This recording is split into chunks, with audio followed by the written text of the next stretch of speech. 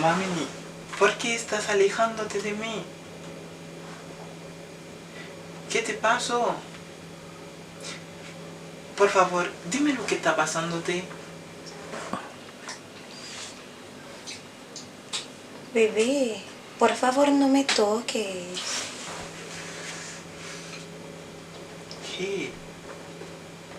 Hace 2 semanas, mami. 2 semanas estás así. Ni siquiera hablarme. ¿Sabe qué? Tengo tantas ganas de ti.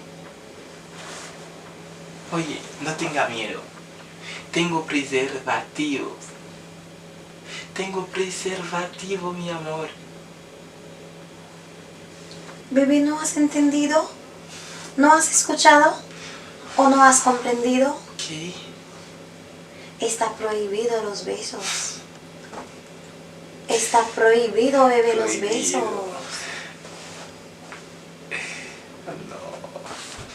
No es porque no tengo ganas de ti.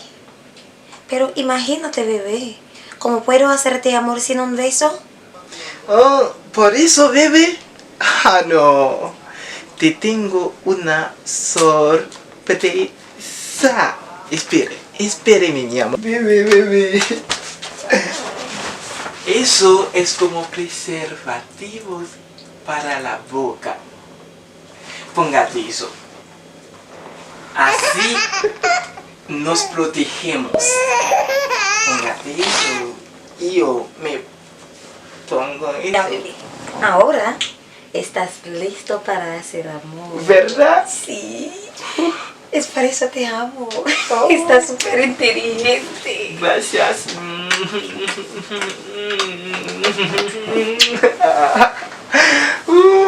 No hay virus corona.